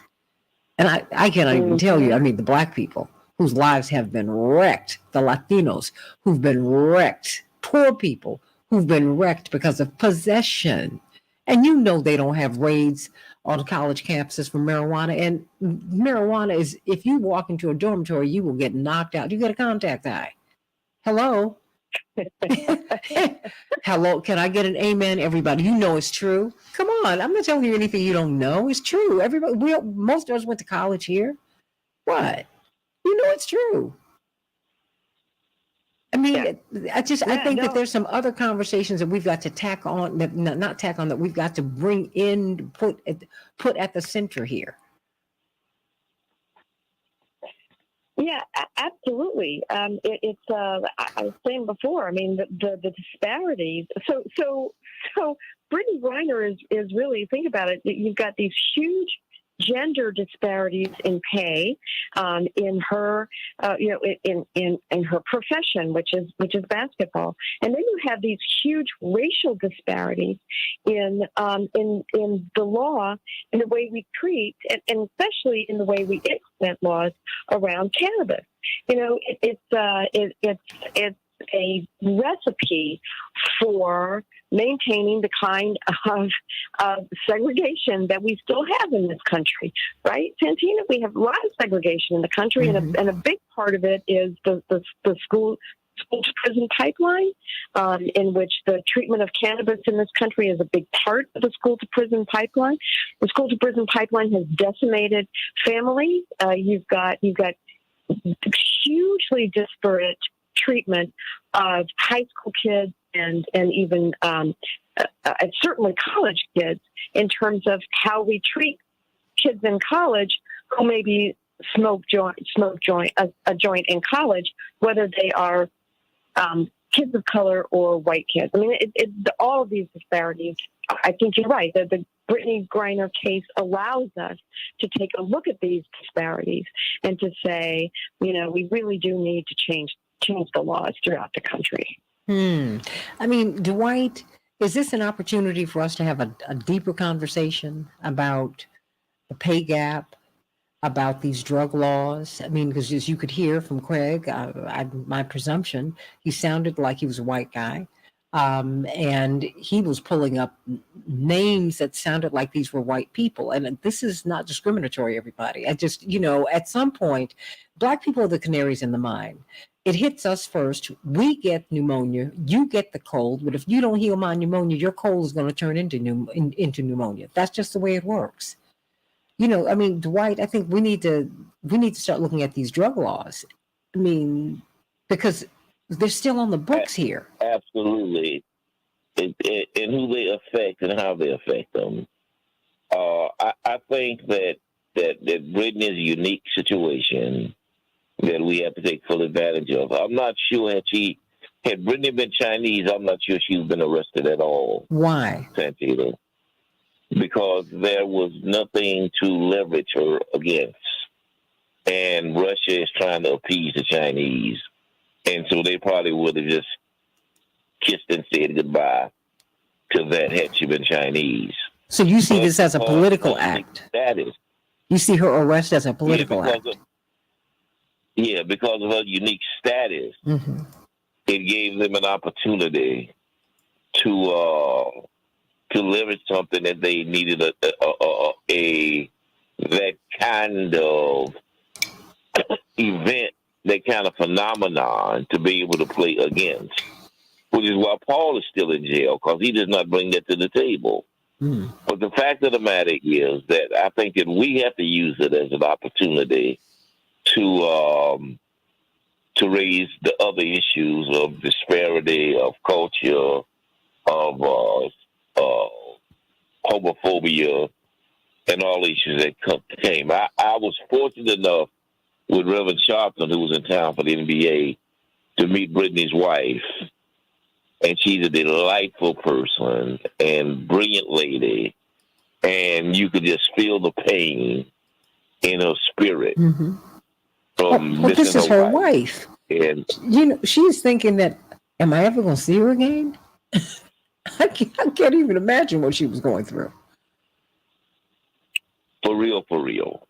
But, maintain a real level of support and didn't give up. But again, she was operating with a international personality who had profile and leverage. But for those of us, as Mark said, who don't have any of that, we kind of forgotten about and languish in jail, and, we don't have an advocate. We don't have, that kind of momentum. Well, but Mark, you did make the point that she is a corporate asset. And as such, she got corporate support from the corporate media. She got corporate support from a corporatist government. But the people don't get this kind of support. To wit, the phone call from Craig, who said, hey, wait a minute. I'm advocating for people who've been languishing in prison since the 90s for possession of marijuana. Attorney Mark Fancher.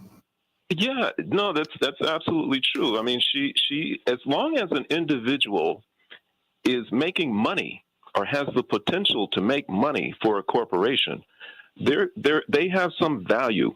They will receive the support of the corporate, the capitalist structure. You can count on it.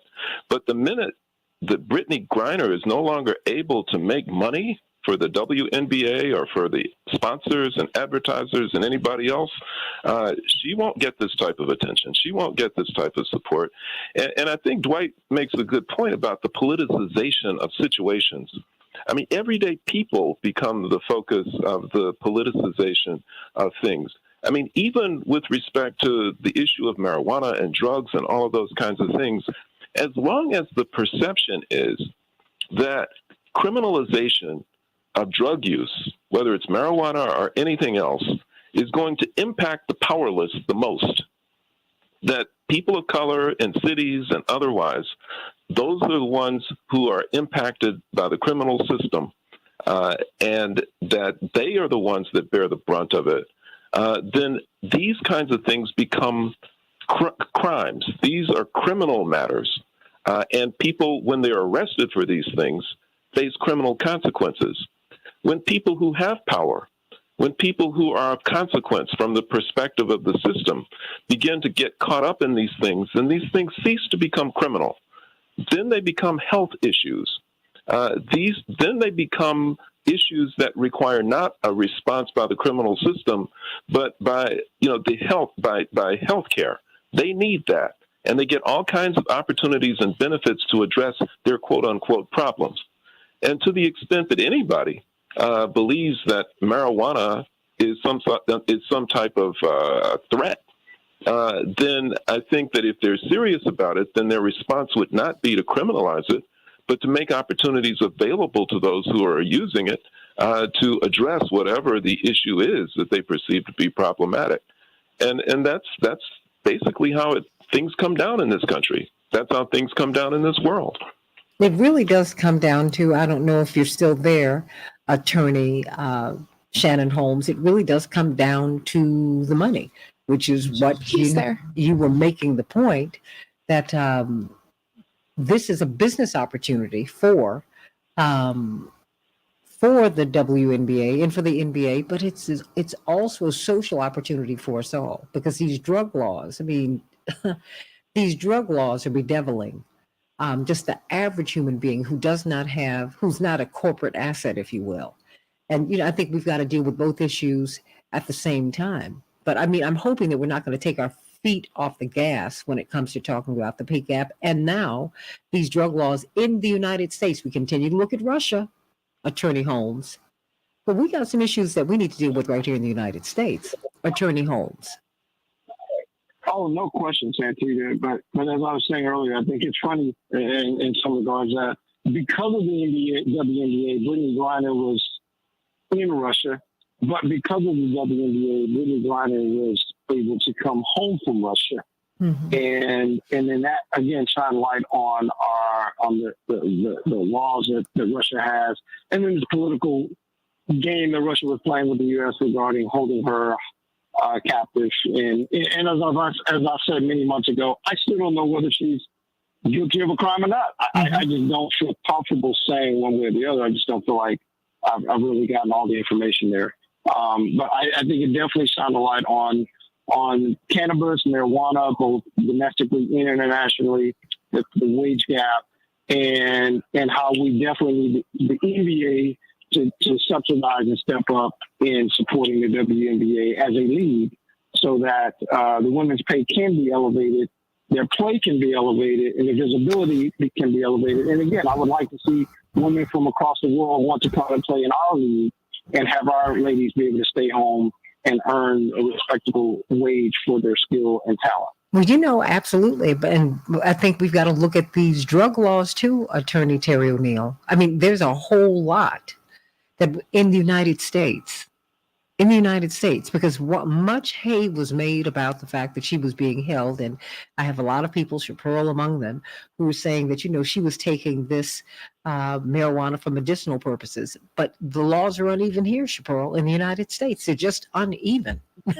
So you can, what you can sell and become a millionaire for out west in white areas, you go to prison for if you're selling it in the black community, but not the white kids who come in and buy the drugs within the black and brown communities. I'm just saying, Attorney Terry O'Neill, the unevenness is just striking.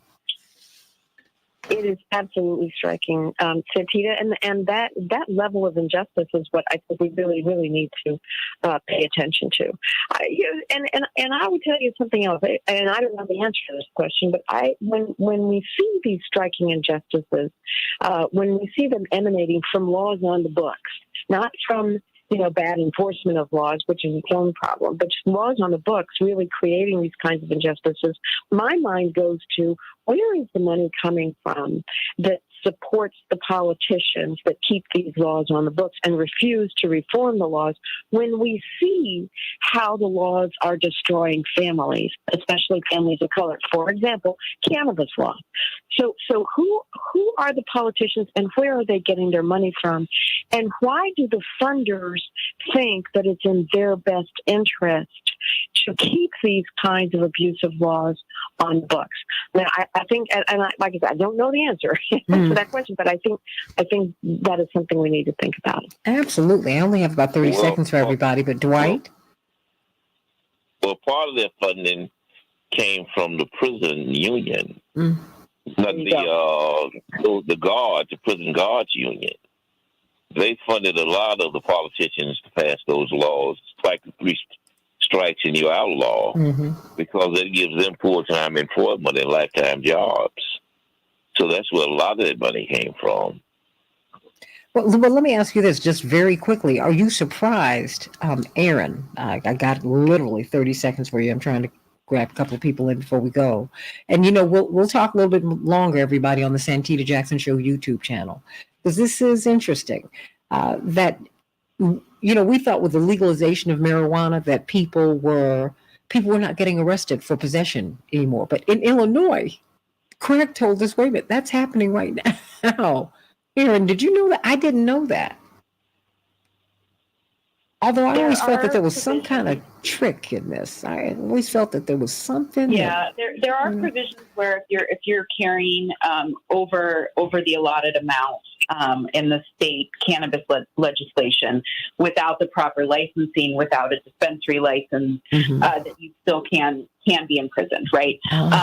They I think are less focused on the individual possession, right? I think if you walk down the West Loop or anywhere in the city, it does sometimes smell like a dormitory. So police officers are less concerned with stopping individuals, as they did quite often before this law was passed. And we know they were stopped in different neighborhoods in different ways. Let's put it that way. So, but there is a provision in the Illinois state law where you still can be arrested for cannabis possession if it's in larger amounts out of bounds of what's permitted for individuals.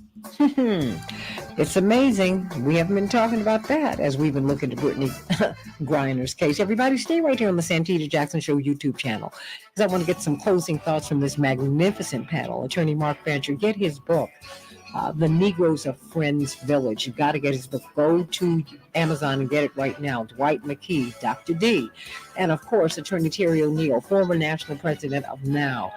Of course, Aaron Connolly.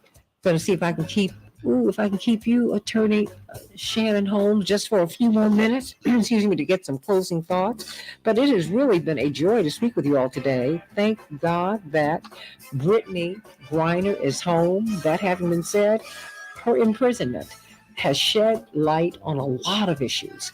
The pay gap. Our Latina sisters have to work almost a year to make what a white man makes in 365 days. That's not right. And we can deal with that. Black women have to work 263 extra days to make what a white man makes. These women are from the WNBA, the most elite among them, are putting wear and tear on their bodies so that they can go and make some money while the sun is shining on their young, strong bodies. That should not be. Doesn't have to be that way, everybody. Can't wait to be with you next week on the Santita Jackson Show and Sunday on Keep Up Alive with Reverend Jesse Jackson. But stay right here on the Santita Jackson Show YouTube channel. God bless. Want to get some closing thoughts from everybody. This says, Attorney Holmes, I know you're running today, but I know this has unearthed. I think if we continue to keep the issue, if we continue to shine a light on these issues, this has really, her arrest and imprisonment has brought forth a lot of issues, chief among them the pay gap. And now, thank you, Craig, these uneven drug laws. What's the next step? I mean, we're celebrating today, but as Senator Warnock said on Tuesday night, he said, we are having a mountain moment. He said, but tomorrow we must go back into the valley and do the work. Voter suppression is an issue, a real issue. He said, so we got a lot of work to do, everybody. Yeah, we won tonight, just barely, but we did win. I'll take the win. It worked. But he lost more than 80% of his mail-in votes because of these new voter suppression laws. You have people who are still in prison for decades today because of possession of marijuana as the laws are changing. You have young black and brown people who are going to prison, not jail, prison today for selling marijuana, while you have white kids out west who make it lots and lots of money as cannabis dealers. And then you have black business persons who are in Chicago, who are in New York, who are in these urban centers, who are all around the country, who are not able to get licenses so that they can have dispensaries. Come on now. We've got a lot of work to do. Attorney Shannon Holmes, your final thoughts.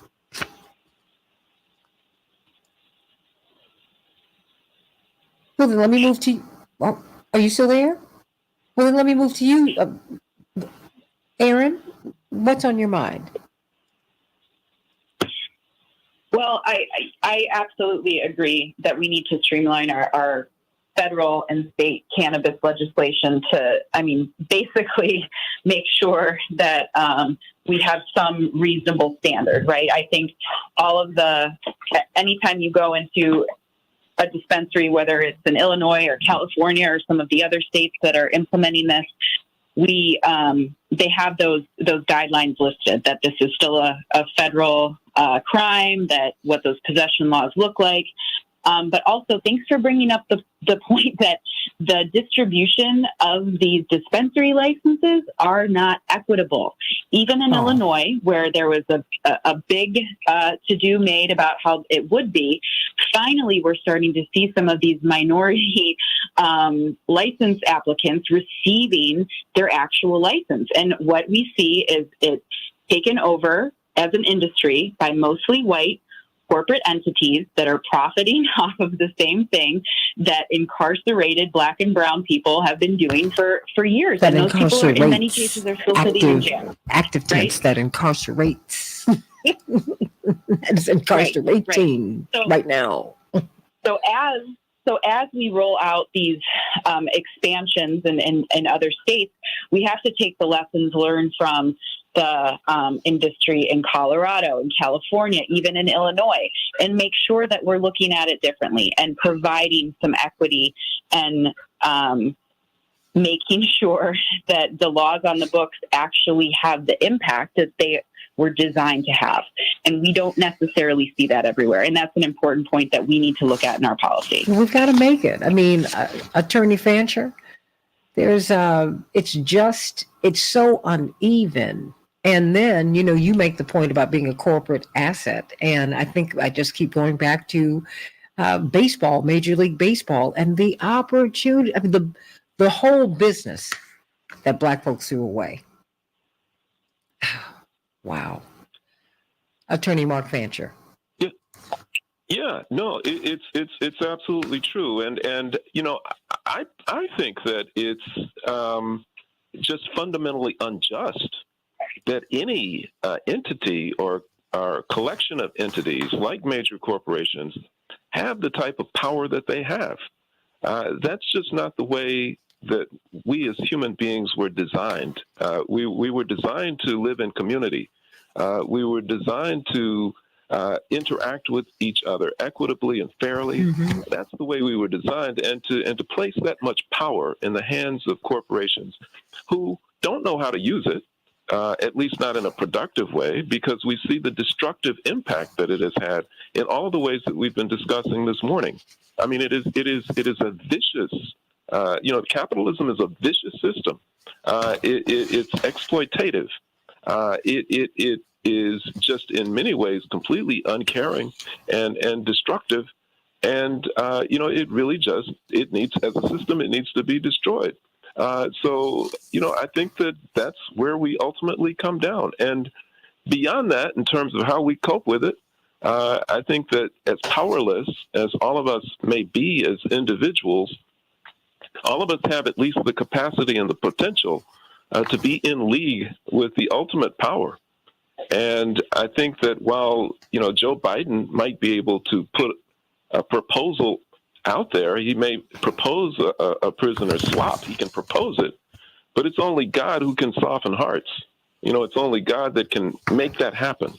And I think if we are mindful of the fact that we have a connection with that power, then our prospects for success are guaranteed. Amen to that. Amen to that. God is at the center of it all, and God can do it, and God will do it. God does it all the time, the miracle worker. Attorney Terry O'Neill, your final thoughts. Yeah, I just want to say amen to the fact that right now capitalism, the capitalist system, is killing us. It is destroying families. It is absolutely foundational to all the kinds of disparities that we see, that we've talked about on Santita over the past hour. The racial disparities, the gender disparities. This is all being driven by the capitalist system that we live in, and now capitalism is undermining and dismantling our very democracy. I think we absolutely need to rein it back in. We need to rein it in and transform it. Clearly, capitalism is not working for the majority of people. But is it capitalism, or is it just good old-fashioned, one of those 7 deadly sins, that vice called greed? Just putting it out there. Same thing. Okay. Right, same thing, yeah. Okay. Dwight McKee, your thoughts? Well, I think that if there's any good that can come out of this, is in a personality-driven society like we have, Brittany has become a real international personality. And she's going to bring light to women's basketball. The people who never even thought about going to a game now will go to see her. Yes. And it will enhance the game. And so God can take a crooked stick and hit a straight lick. I think that ultimately it's going to be to the advantage of the women's sports generally, because she has become such a issue that parachuting out of her, that cloud, raining from that cloud will be all these other issues of disparity and women's ownership and minority ownership and those things that we've been discussing today, and even the inequity in marijuana laws and the drug laws. I think all of these conversations will be had because, she paid the price of a year in jail. She almost died for our sins. I mean, is Anita still there? Yes, I'm still here. Anita, thank you, sweetie. What's on your mind today? And and they're swearing Jonathan in on January 3rd, just so that you know. Look, that is a blessing that he is in that House of Representatives right now, because he is going to be the storm that the Republicans do not want to see, and he will go straight to the point, and we will get everything straightened out. But I think the criminal laws, as far as African Americans, the unfairness in that system, I think that could come under reparations.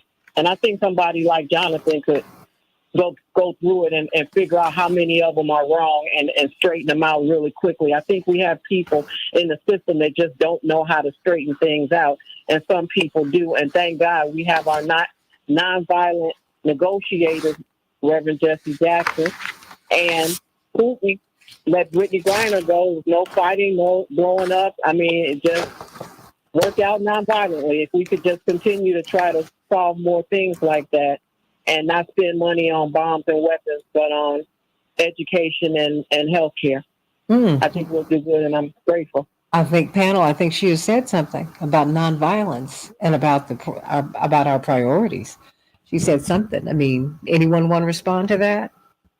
I mean, as we're handing many hundreds of billions of dollars over to the Pentagon, I mean, like right now, as we are watching an infrastructure crumble. You know, it occurred to me the other day, Attorney Terry O'Neill, Dwight McKee, and Attorney Connolly, and Attorney Fancher, that, you know, about the only place, one of the few places in the United States, big city, that would be able to accommodate the Olympics and the World Cup is Atlanta, because their infrastructure is new. Chicago couldn't do that. Los Angeles, New York, all of our big cities, because our infrastructure is 100 years old. All this money that we're shoveling into wars all over the country, all over the world, as we are the top gun manufacturers in the world. If we made a shift and decided to affirm life and not create havoc and death, oh my goodness, we'd be the richest nation on earth. I mean, for real, for real. We don't even have 1 million hospital beds for 330 million people. That's a shame. We're arguing about affirmative action. We need to get more people into school, not fewer. We have to think about our priorities, everybody. You're talking to me about who's not qualified. I want to know who's going to get into the school and work real hard and then become. You can't really judge. You can't judge life on who people are when they come in. You need to look at who they are on the other side, because there are a whole lot of lessons between your entry and your exit. So I think there's a lot of work that we have to do here. But now we have unearthed Dwight and Attorney Fancher and Attorney Connolly and Attorney O'Neill. We have unearthed the drug laws. Got to deal with those. They're uneven, and people are in prison right now. We've got to talk to people who are going to work overseas, particularly our young people, so they can know what the folkways and mores are, so they don't step into traps. I mean, there's just the pay gap. I can't get off of that, Terry O'Neill. The pay gap. When I think that these women have to leave the basketball court and literally play year round, this is insane. Nobody does that. At least nobody's supposed to.